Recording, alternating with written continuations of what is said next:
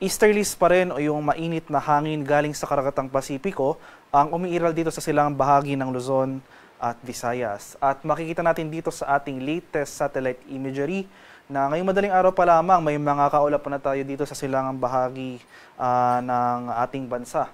So inasahan natin posibleng magpapatuloy yung mga kaulapan at mga kalat-kalat na pag-ulan at thunderstorms na ito sa eastern section ng Luzon at ng Visayas. Meanwhile, for Metro Manila and the rest of the country for today, asahan natin itong generally maaliwalas sa panahon, bahagyang maulap hanggang sa maulap na papawirin sa samahan lamang yan ng mga biglaan at panandaliang pag-ulan na dulot ng localized thunderstorms. At sa kasalukuyan, may binabantayan tayong low pressure area sa labas ng ating Philippine Area of Responsibility. Latest location natin kaninang alas 3 ng umaga ay nasa layong 2,515 kilometers silangan ng southeastern Mindanao. So malayo po ito sa ating bansa at walang direktang epekto sa atin at least for today and the next 2 to 3 days. At maliit pa naman yung chance na maging bagyo within the next 24 hours. At para naman sa magiging lagay ng ating panahon ngayong araw dito sa Luzon, so dahil nga sa epekto ng easterly, sasahan natin itong maulap na kalangitan at mga kalat-kalat na pag-ulan, pagkulog at pagkidlat dito sa area ng Bicol Region, Quezon, sa area ng Aurora at sa Isabela. Kaya sa mga lugar na ito, maging handa po tayo at alerto sa mga banta ng flooding at landslides, lalong-lalo na kung tuloy-tuloy ang pag-ulan na ating mararanasan. Sa Metro Manila and the rest of Luzon, so magpapatuloy naman itong generally fair weather ngayong araw, maliban na lamang sa mga isolated rain showers or localized thunderstorms na kung saan kadalasan nangyayari sa bandang hapon o sa gabi. Sa areas naman ng Palawan, Visayas at sa Mindanao, itong area rin ng Eastern Visayas dahil sa epekto ng easterlies, makakaranas tayo ng mga sustained na kaulapan at mga pag-ulan. Meanwhile, for the rest of Visayas, itong central and western sections ng Visayas, maski dito sa Palawan at buong Mindanao ay generally maaliwalas sa panahon rin ang ating inaasahan. Magdala pa rin tayo ng pananggalang sa ulan dahil posible pa rin yung mga afternoon to evening na mga rain showers or thunderstorms. Sa kalagayan naman nating karagatan, walang gale warning na nakataas at banayad hanggang sa katamtamang pag-alon ang mararanasan sa malaking bahagi ng ating bansa. Gayunpaman, iba yung pag-iingat pa rin sa ating mga kababayan na maglalayag sapagkat kung meron tayong offshore na mga thunderstorm activity, asahan natin yung mga pagbugso ng hangin, kaakibat nito ang bahagyang pagtaas ng ating mga alon.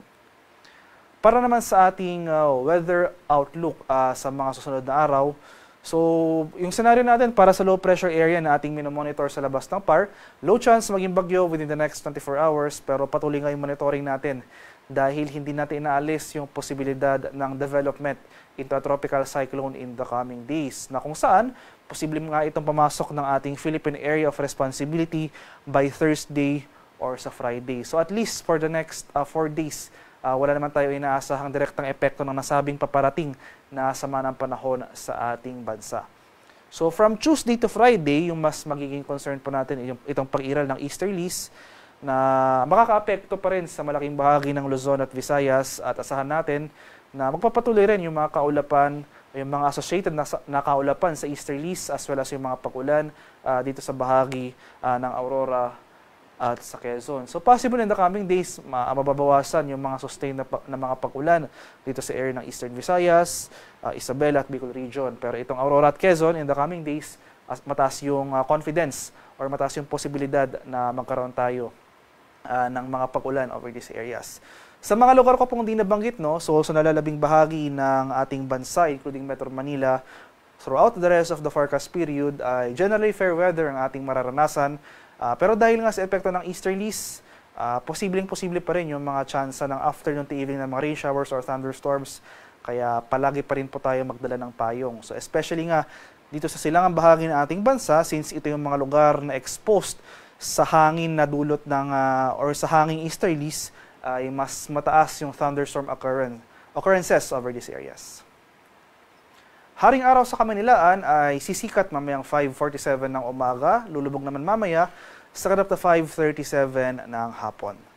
At para sa karagdagang impormasyon tungkol sa ulat panahon, lalong-lalo na sa ating mga thunderstorm advisories na posibleng i-issue ng ating Pag-asa Regional Services Divisions sa ating mga lokalidad, ay follow kami sa aming social media accounts at DOST_Pag-asa.